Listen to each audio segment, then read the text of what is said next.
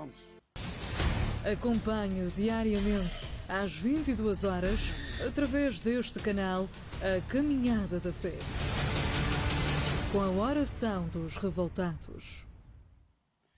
Que Deus abençoe a todos. Você que nos acompanha pela Rádio Record e também você que está aí na nossa página do Facebook, que Deus abençoe a todos. Nós estamos na nossa caminhada da fé, rumo ao Vale da Decisão, ao Vale dos Escolhidos, ao Vale de Gideão, para mudar essa situação na qual você se encontra. O Deus que libertou o povo de Israel na época de Gideão é o mesmo Deus, é o nosso Deus. E Ele quer fazer hoje, Ele quer fazer coisas tão grandes nos nossos dias como Ele fez no passado. Daqui a pouco nós vamos falar de um assunto muito interessante aqui. Nós vamos falar sobre a ira de Deus, a indignação que Deus sente todos os dias. Você sabia que Deus é um Deus indignado? Você sabia disso? Você sabia que Deus tem uma revolta? Ele traz uma revolta dentro dele? Ele traz uma ira, ele traz uma indignação, uma raiva dentro dele? Nós vamos explicar, vamos falar sobre isso. Qual é a indignação de Deus? Contra o que ele se revolta? Então, nós vamos falar sobre isso dentro de instantes. Você pode participar aí da nossa página no Facebook, você pode fazer o seu comentário, você que está unido conosco nesta caminhada. Daqui a pouco nós teremos o momento do clamor, o momento da oração. Nós temos os pastores espalhados nos templos da Universal, estão no altar, e alguns estão aqui no nosso templo maior, em Lisboa, de onde fazemos agora essa transmissão para todos vocês, tá bom?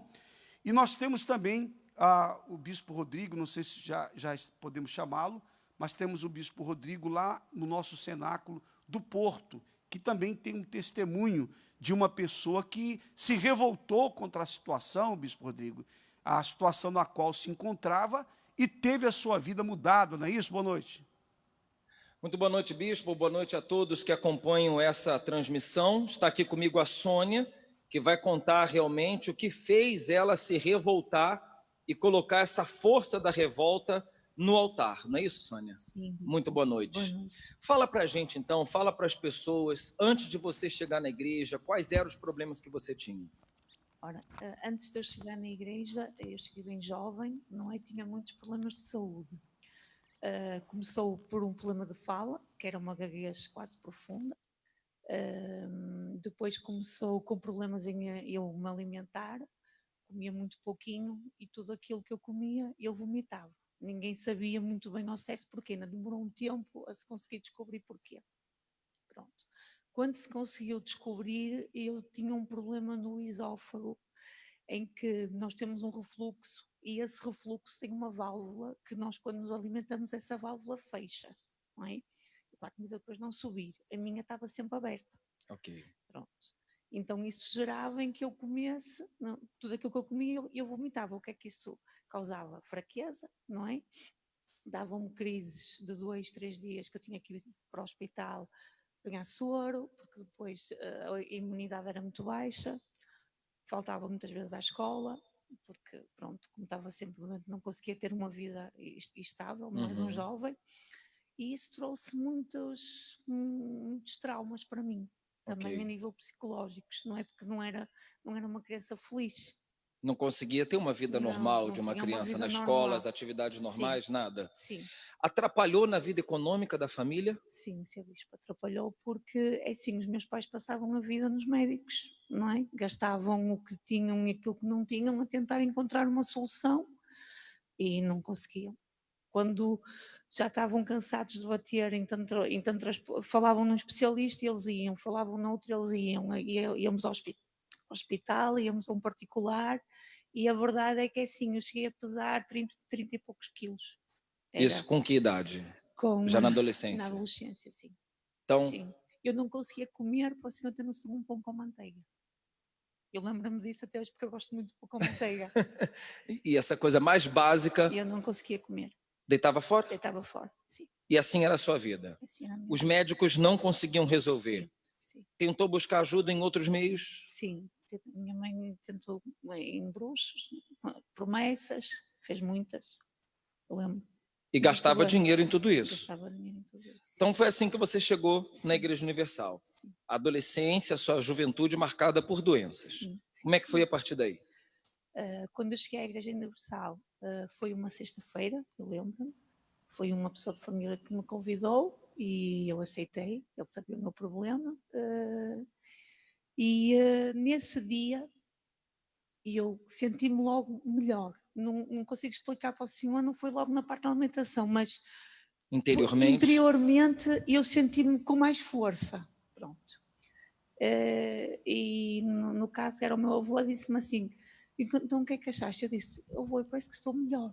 E ele disse, então vamos continuar. Já foi um sinal. Foi um sinal. Assim Sim. como o Gideão teve um sinal antes de ter a transformação, Sim. você teve aquele sinal. Foi um sinal, sim. Foi fazendo as correntes, foi fazendo os propósitos, sim, e aquelas doenças. Desaparecendo. Só com as correntes. Só com as correntes, sim. E onde que entra a fogueira santa? Onde é que chegou aquele ponto de você ter que se revoltar mesmo? Porque você me contou que você ficou um tempo na igreja sem fazer sacrifícios. Sim, senhor. Não houve aquela revolta da sua parte para fazer um sacrifício. Não. Quando aconteceu isso? Não houve porque eu tinha uma vida estabilizada.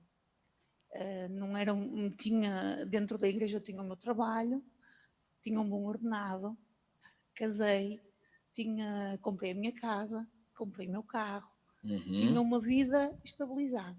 Ou seja, e eu ainda não conhecia verdadeiramente o poder de Deus. Participava das fogueiras santas, sim, mas nunca tinha feito um sacrifício de verdade. Não. Estava avançando, de revolta mesmo. Revolta mesmo, não. Quando chegou esse momento, o que despertou essa revolta? O que despertou foi, eu casei, não é? Tive 4 anos a tentar engravidar e não consegui. Ao final desses 4 anos, nós decidimos ir procurar um especialista, e eu dentro da igreja, com a solução aqui. Mas, primeiro, lá está, quando nós não conhecemos a Deus, nós batemos em todas as portas primeiro, e só no final é que vimos bater naquela que deveria ser a primeira. Foi o meu caso. Eu fiz um tratamento, fiz 3 tratamentos, recorda-me de até fazer uma fogueira santa para Deus honrar um dos tratamentos, mas eu não coloquei toda a força nessa fogueira santa porque eu estava dividida entre o altar e o tratamento. Exatamente. Você lembra quanto que você gastou nos tratamentos? Eu gastei 12 mil em 3 tratamentos, fora cada injeção que vinha do exterior, que custava 500 euros. Então, você colocava a sua força nos tratamentos. Sim. No altar ainda não tinha colocado. Não. E aí? Não. Até aqui? Até que os recursos financeiros acabaram-se. E eu cheguei, eu questionei a Deus assim, meu Deus, por que o Senhor não fez que os tratamentos corressem bem? Questionei. E passou mais ou menos um mês do último e veio a outra fogueira santa. E Deus disse assim, nessa fogueira santa, não me esquece, Deus disse assim, agora sou eu que vou fazer, não é mais ninguém, sou eu. E foi aí que eu me entreguei verdadeiramente, percebes? Foi aí que eu conheci a Deus. Já tinha uns anos na igreja, mas nunca tinha feito... Não. Você lembra como é que foi o sacrifício nessa fogueira santa? Lembro, como é que foi? Sim. Assim, nós na altura, o valor que nós tínhamos eram os nossos subsídios de férias, foi aquilo que nós colocamos, ainda mais algum valor mais que tínhamos assim do dia a dia, mas uma coisa pouca, porque lá está. Foi como mas que era o seu tudo? Era o nosso tudo, sim. Dependência de Deus mesmo. Sim. Ali foi o grito de revolta. Ali foi o grito de revolta. Você já estava fazendo o tratamento há quanto tempo? Eu fiz o tratamento durante quase um ano. A diferença dos 3 foram 3 fases. E já vinha tentando engravidar há 4. Há 4. Certo? Certo. Sim. Depois que você fez o sacrifício, o que aconteceu? Depois que eu fiz o sacrifício, a primeira coisa que me marcou até hoje foi quando eu desci do altar, a tristeza que eu tinha dentro de mim, aquele sentimento, aquele buraco, como se fosse um complexo enorme de inferioridade, não consegui ser mãe, aquilo desapareceu. E naquele dia eu tive a certeza que podia passar uma semana, podia passar um ano, 2, que ia acontecer. eu deixei de ter aquela dor de ansiedade. Porque nós, por exemplo, quem faz tratamento sabe, não é? Cada tratamento, o antes, o durante e o depois, é uma dor que nós temos de ansiedade. Não é? Porque investimos ali tudo, não temos garantia nenhuma que vamos ter um resultado, mas a nossa força toda está ali. E então, quando o resultado é negativo, é uma frustração gigantesca, porque é um esforço físico, não é? Porque é um sofrimento físico também. Emocional. Então você vivia com uma tristeza dentro de você, Sim. por causa dessa frustração, não é? Sempre que tinha aquela esperança de que pudesse ter um resultado positivo e vinha negativo, a tristeza e a frustração aumentavam. Quando você colocou sua força no altar, a primeira coisa que aconteceu foi essa tristeza, essa ansiedade saiu de dentro de você. Saiu, sim. Quanto tempo depois você engravidou? 2 meses depois. Eu engravidei em setembro. Foi? E eu pensei que eu estava doente porque eu andava descansada, pronto, nunca mais tive aquela preocupação, estava em paz. Ok. E no final de setembro comecei a sentir-me mal, pronto, os sintomas de uma grávida, não é? Você não sabia como eu era? Eu não sabia, eu comentei com uma colega de trabalho e ela disse assim, mas tu eras grávida? Eu disse, grávida? Ela, sim, mas tu eras, isto é o sintoma de uma grávida. E eu fui fazer o teste e disse, meu, nem consigo explicar para o senhor. Bom, a partir dali você nunca mais saiu do altar. Nunca mais. Nunca mais. Não. Para a gente resumir então, Sônia, hoje tem a filha. Sim, hoje tenho uma filha. Ela tem quantos anos? Tem 12. 12 anos. Sim. Saudável. Saudável, graças a Deus. Nenhum Sim. problema. Não. Graças a Deus. Outras fogueiras santas surgiram. Sim. Outros sacrifícios foram feitos. Sim. O que você conquistou? Depois veio a revolta na parte financeira. Você viu, pronto, que eu trabalhei 18 anos numa empresa em que ela abriu insolvência. E depois essa empresa ter fechado, eu fui e ainda tive mais 2 trabalhos. Mas o que é que acontecia? Eu dava o meu melhor e no final do contrato mandava embora. E da última vez eu revoltei-me, eu disse, eu nunca mais vou trabalhar para ninguém. Eu vou para o altar e Deus vai ter que dar uma direção daquilo que eu vou fazer. Então o meu segmento de trabalho foi sempre em vestuário de bebê. 20 anos. E eu vim para o altar para pedir a Deus uma direção. E Deus deu-me uma direção numa peixaria que não tem nada a ver com a minha área. E eu disse assim, meu Deus, uma peixaria, senhora, eu não conheço nada deste ramo. Pronto. E a partir daí... Abriu-se as portas depois? Abriu-se, assim, procurei o espaço, aprendi. Ok. Aprendi, Deus ensinou, fui evoluindo. Ok. Fui até trabalhando no ramo de sushi também, servindo a restauração a nível de sushi, também foi outra evolução, Deus também abriu essa porta.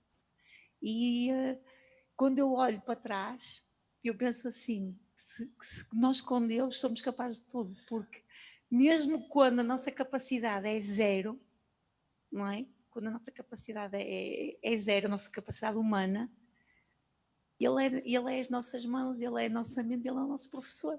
Hoje você tem a peixaria. Hoje tenho a peixaria. Sim. Agora eu queria que você falasse e ficasse claro, nesse período que ficamos aí em pandemia, confinamento, ficou mal os seus negócios, perdeu clientes, como é que foi? Não, Sr. Bispo, eu nunca fechei. Eu estive sempre a trabalhar. As pessoas diziam assim, você não tem medo de trabalhar? E eu dizia, não, eu tomo os devidos cuidados, porque é nosso dever, não é? Certo. Por nós e pelos outros. Exatamente. Mas eu nunca parei, trabalhei sempre. E nesse período, aumentou, diminuiu? Aumentou? Aumentou as vendas, sim, Sr. Bispo. A minha loja é ali pertinho de Feita, e então estava a rua completamente fechada, não é? Tudo fechado, e estava, eu sou ao lado de uma farmácia, e a farmácia aberta. Então era fila para a minha loja, para a parte de baixo, e fila para a farmácia da parte de cima. Fila. Fila. Aumentaram as vendas. Aumentaram as vendas, sim. Você não sentiu crise Não. E nem tem sentido? Não, graças a Deus. Vive bem? Graças a Deus, sim. Tem prosperidade? Sim. Vive bem na sua família? Sim. Tem a felicidade dentro de você? E acredita... Isso que eu ia falar. Esse é o principal. Sim. O Espírito de Deus dentro de você. Sim. Se você não se revoltasse contra aquela situação, essas situações, você acredita que conseguiria ter força para vir para o altar? Não, Sr. Bispo. Não. Bom, bispo, está aqui o resultado, e todos que estão acompanhando essa transmissão, está aqui o resultado, está aqui a prova de que a revolta é a força que leva a pessoa a fazer o que ela tem que fazer. Ela ficou anos na igreja sem fazer sacrifício, até participando de propósitos de tudo, mas só quando veio a revolta por causa de uma dor, é que de fato você conseguiu ver o poder de Deus e conhecê-lo, não é? E chama a atenção que ela falou do complexo de inferioridade que tinha, como a gente tem visto que Gideão também tinha, porque ele não conseguia acreditar nele, e que você tinha aquela tristeza profunda e achava-se incapaz de um dia na parte financeira, que era exatamente o que Gideão também sentia.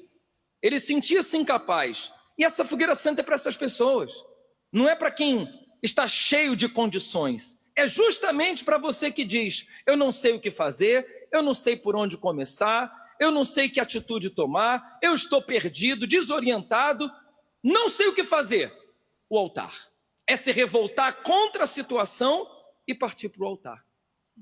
Estou certo ou estou errada? Certo, seu bispo. Tem algum conselho que você quer dar para as pessoas? Sim, eu gostava de dizer a todos que estão a ver que é assim: se você está numa situação em que a única coisa, a única saída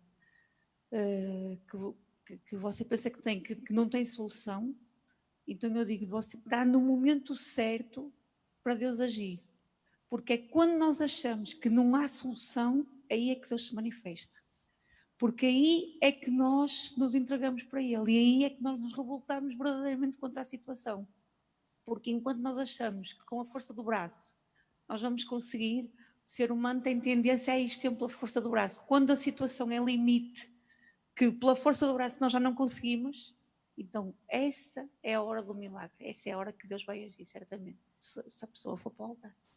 Bispo, é com o senhor. Muito bem, o bispo Rodrigo, continue aí, porque daqui a pouquinho vamos fazer oração, tá? O senhor vai fazer oração daí também, juntamente com o bispo Carlos, aqui do Templo Maior, aqui no altar. Mas eu queria ler para você esse versículo, que você pode acompanhar na sua casa. No livro de Salmos, nós temos o Salmo 7, o versículo 11, que diz o seguinte, eu vou ler na Bíblia ACF, que é o texto mais próximo do original, a tradução mais próxima do original, que diz assim: Deus julga o justo e se ira com o ímpio todos os dias. Ele fica irado.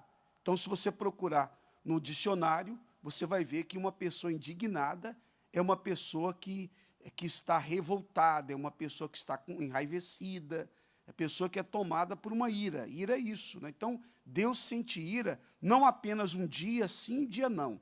Ele sente ira todos os dias. Se nós pegarmos uma outra versão da Bíblia Sagrada, como a Almeida Revista e atualizada, nós também temos aí: Deus é justo juiz, Deus que sente indignação todos os dias. Também uma outra tradução, e que mostra também que Deus sente indignação todos os dias. Se formos numa linguagem mais atualizada, também fala a mesma coisa. Deus é o justo juiz, Deus que sente indignação todos os dias.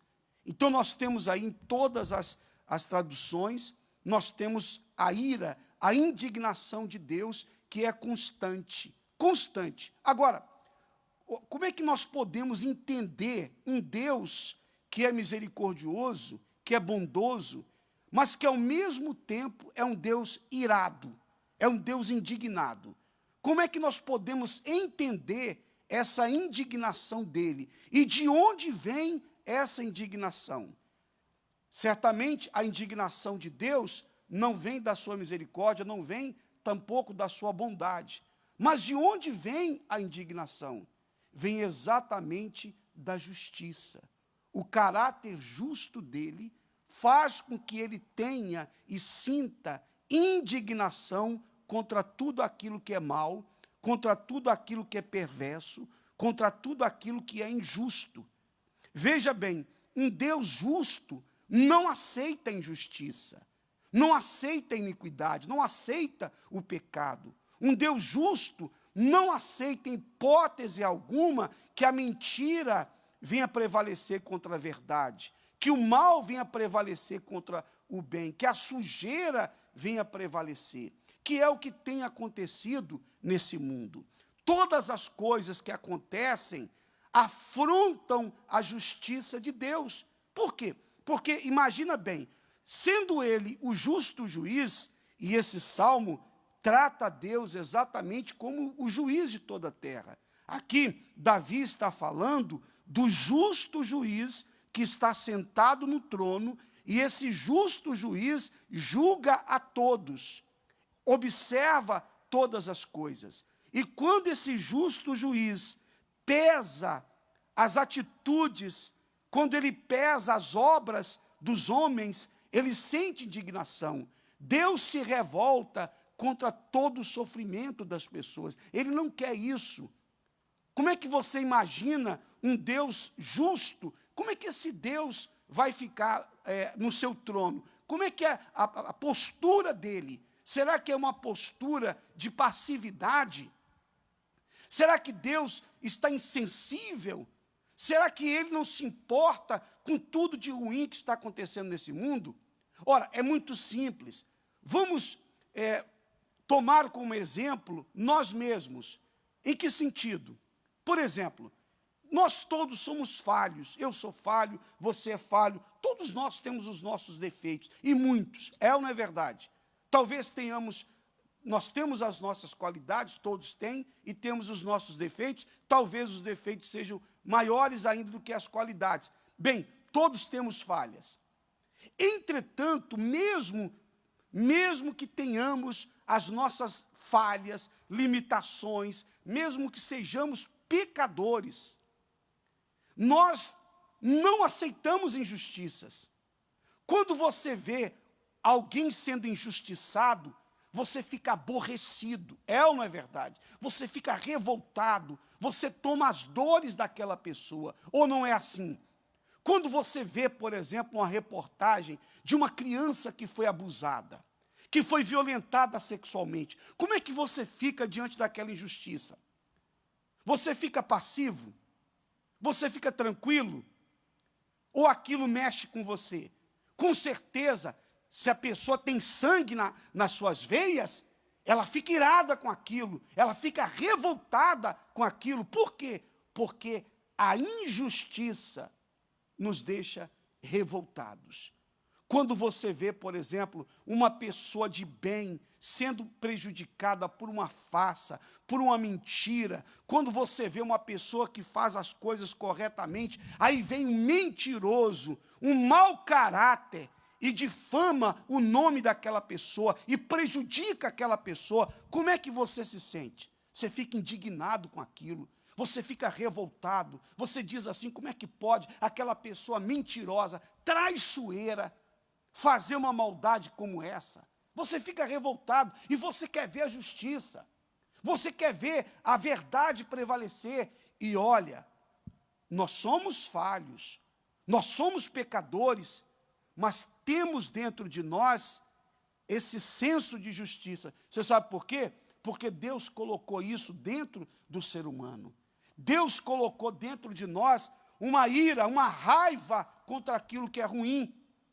O problema, Bispo Carlos, é que muitas pessoas não sabem como canalizar. Pode aproximar um pouquinho mais aqui. As pessoas não sabem como canalizar, como usar essa raiva. Porque quando ela se deixa dominar pela raiva e não leva para o lado da fé, então ela vai agir pelos sentimentos e vai se levantar contra a pessoa e não contra o causador, aquele espírito que usou alguém, usou uma situação para prejudicá-la.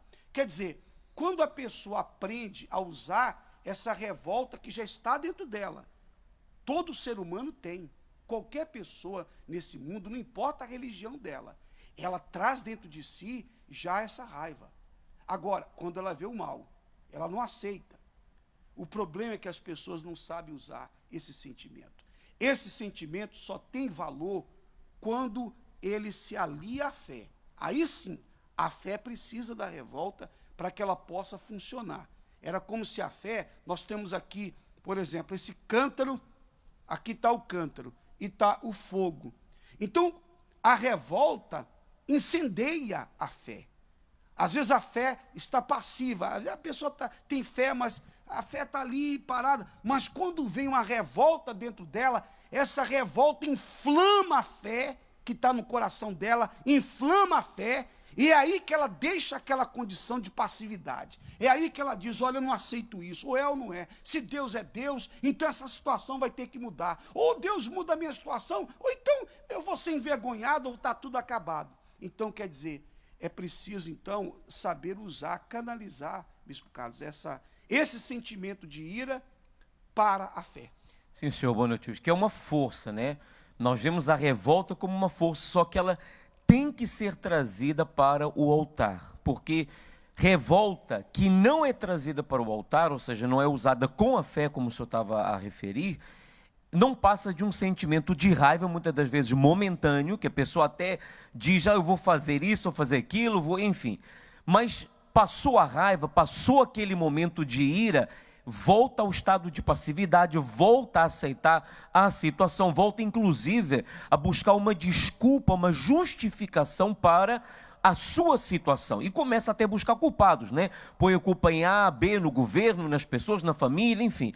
Mas quando essa revolta, esse sentimento de ira é trazido para o altar, materializado no altar, então não passa. Permanece, é canalizado para buscar a solução e, obviamente, a gente vê a solução como o caso dos testemunhos. É isso aí. Quando essa revolta se alia à fé e a pessoa toma uma atitude diante daquela situação, baseado na palavra de Deus, então a situação muda. Nós vamos falar amanhã, eu queria que você convidasse a todos para acompanhar a transmissão de amanhã às 22 horas, porque nós vamos falar do pior mal que tem atingido a humanidade nesse momento. Talvez você vai dizer, bispo, eu sei o que é o coronavírus, pior do que o coronavírus. Nós vamos falar de um problema que está atingindo o mundo inteiro, que é muito pior do que o coronavírus. Então não perca, nós vamos falar sobre isso amanhã, tá bom? Mas agora eu quero convidar todos vocês para nos unirmos na fé. Tem aqui alguns pastores, nós estamos aqui em número pequeno, exatamente para não ter aglomeração, e nas igrejas também os pastores estão lá, também para unirmos a nossa fé. Eu não sei se tem aí, dá para mostrar os pastores, se tem aquele link que dá para mostrar. Aí, tá vendo? Então, quando eu vou falar dos pastores, que eles estão nas igrejas, pode mostrar. Nós temos aí vários pastores que estão no link, e nas próximas transmissões, eles também vão poder falar. Então, nós temos ali, chegar mais perto aqui para ver, temos ali, temos o bispo Rodrigo, temos vários pastores ali naquele quadro, temos ali pastor, não estou conhecendo aqui, um pouco longe. Temos ali o pastor Cláudio Montijo, tem o pastor Diego lá de Coimbra, está o pastor Ribeiro lá de Setúbal, está o pastor lá dos Açores, o pastor Daniel dos Açores, está o pastor Judson lá de Faro, o bispo Rogério de Viseu, o bispo Felipe de Leiria, temos ali o pastor lá de Barreiro, pastor Igor, não é isso? Temos ali o pastor lá do Funchal, me parece, é o do Funchal, é isso, Carlos. Temos ali o pastor Felipe, lá da São João da... Não, qual é o lugar mesmo? Figueira da Foz. O bispo Júlio, lá de Braga. Temos ali... A máscara atrapalhou, não dá para conhecer. Com máscara não dá. Enfim, tem ali os pastores, e todos eles, pastor Alain, lá de Faro, tem ali pastor Jefferson, debaixo da banheira. Enfim, tem vários aí que você pode observar que estão aí conosco na oração. Nas próximas transmissões, eles também vão falar, vão participar, tem testemunho, né? Nós podemos até já combinar o seguinte, está ali o pastor Flávio, nós já podemos combinar para amanhã o bispo Felipe lá de Leiria já vai estar com testemunho, viu, bispo Felipe? Mas agora vamos unir a nossa fé. O bispo Rodrigo vai iniciar a oração e depois o bispo Carlos aqui do altar. Vamos então falar com Deus, você em casa, vamos orar.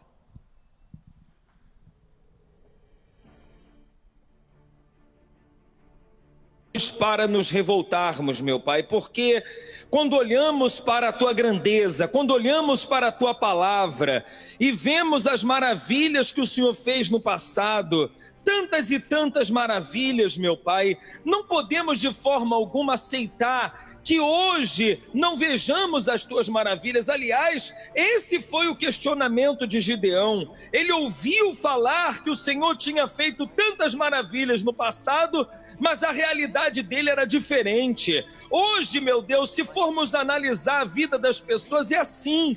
A realidade da vida de muitas pessoas não condiz com aquilo que está na tua palavra. É isso que nos revolta. A nossa revolta é junto com a fé. Por isso, meu Deus, que nós não nos revoltamos contra o Senhor, longe disso, mas nós nos unimos a Ti. Nós colocamos essa força da revolta no altar para nos unirmos a Ti, para que o Teu poder se manifeste, meu Deus, e venha fazer com que o extraordinário aconteça. Agora conosco tem pessoas clamando, meu Pai, que são pessoas simples, são pessoas que não vieram de uma família nobre, algumas nem tiveram condições de ter estudo, e por isso elas carregam complexos, elas carregam sentimentos de inferioridade, e elas não conseguem, algumas têm dificuldade para acreditar que elas podem ver algo de extraordinário. Mas como foi dito aqui pelo testemunho, é justamente essa pessoa, é justamente quando você está sem nada, sem recursos, sem ter meios para mudar a sua situação, é esse o ponto de você ver o extraordinário. Por isso, meu Deus, venha com o fogo do teu poder agora, o fogo da revolta venha acender dentro de todos que estão conosco nessa oração, porque o Senhor trouxe essa fogueira santa nesse período tão difícil e conturbado para fazer o extraordinário na vida daqueles que creem, meu Pai. E que o Senhor olhe para esta pessoa que nutre dentro de si o mesmo sentimento que o Senhor tem todos os dias. Ela vive há anos carregando essa raiva, essa ira dentro dela, sem saber como canalizá-la, meu Deus. Mas por meio do que ela ouviu hoje aqui nesta transmissão, então que o Espírito do Senhor conduza os pensamentos dessa pessoa, para que da mesma forma que tu conduziste aquele homem que se via incapaz, impotente, pequeno diante de tamanha afronta que estava a viver, humilhação, o tempo que já parecia uma eternidade, que não conseguia resolver a sua situação, meu Deus, da mesma forma que guiaste Gideão e tens guiado a tantas e tantas pessoas, meu Deus, que agora o Senhor conduza os pensamentos deste homem, desta mulher que tem carregado doenças no seu corpo, tem vivido a opressão dentro da casa dela, pelos maus tratos que vive no seu casamento, aqueles que têm carregado a depressão e os remédios não têm surtido efeito nesta pessoa, e há momentos que ela chega até mesmo a pensar que o melhor teria sido não ter nascido, porque viver uma vida assim, melhor não tivesse vindo a este mundo. Meu Deus, em o nome do Senhor Jesus, seja o teu poder então agora a envolver esta pessoa, a levantá-la, fortalecer em nome do Senhor Jesus essa fé que estava apagada, mas que neste momento ela receba a tua força para vir até o teu altar. E nós, meu Deus, estendemos as nossas mãos e abençoamos agora a todas as pessoas que participam desta oração e pedimos, meu Deus, que esse fogo esteja dentro dela, essa revolta contra os problemas, essa revolta contra o mal, contra a injustiça, como o Senhor fica indignado todos os dias contra o mal, contra a injustiça, que essa pessoa não se curve, não se dobre diante dessa situação, mas que haja dentro dela uma atitude de fé para fazer mudar a sua história, porque hoje o Senhor quer fazer obras grandiosas como tu fizeste no passado, e muito mais pelo momento, pela ocasião que nós temos vivido nesse mundo, meu Deus. Se há uma época em que o Senhor quer se manifestar, é agora, porque é uma época de dor, de sofrimento, de pavor, de medo, de pânico em todo o mundo. Então é preciso que as pessoas saibam que há um Deus que tem olhado, tem visto o sofrimento e o desespero, e esse Deus quer socorrer e ajudar o seu povo. Então faça isso, a fim de que o teu nome venha a ser exaltado e glorificado. Nós te pedimos e te agradecemos em o nome do nosso Senhor Jesus. Amém. E graças a Deus, graças a Deus, eu tenho a certeza que Deus ouviu a nossa oração. Nesta quarta-feira, nós vamos buscar o Espírito Santo em todas as igrejas universal do Reino de Deus. Você pode procurar o universal mais perto de si, para você receber o Espírito Santo, para você receber a palavra de Deus que vai te fortalecer, e nós teremos o lavar das mãos dos fiéis, para que sejam abençoados. O bispo Rodrigo estará no nosso cenáculo do Porto, né, Bispo Rodrigo, na rua Egas Muniz 485, já falou o endereço, perto do quartel militar. Já está dado o recado. Tá bom, então. Egas Muniz 485, perto aqui do quartel militar da Constituição. Isso. Só faltou falar da Constituição. Mas e os demais também, todos os pastores, nós estaremos aqui no Templo Maior. Teremos reuniões o dia inteiro, especialmente à noite, estaremos juntos às 20 horas, tá bom? Mas tem as reuniões durante o dia, 7, 10, meio-dia, 3 da tarde, estaremos juntos às 20 horas com todos vocês. E no domingo nós teremos o toque das trombetas, imperdível. Quando o povo de Israel, Bispo Rodrigo, saía para a peleja, deixa lá os pastores, lá, o Bispo Rodrigo, para eu poder falar com eles, por favor. Quando o povo de Israel saía à peleja, então Deus mandava tocar as trombetas, porque o toque das trombetas anunciava exatamente o livramento que Deus faria. Depois que Gideão foi revestido pelo Espírito de Deus, a primeira coisa que ele fez foi tocar a trombeta.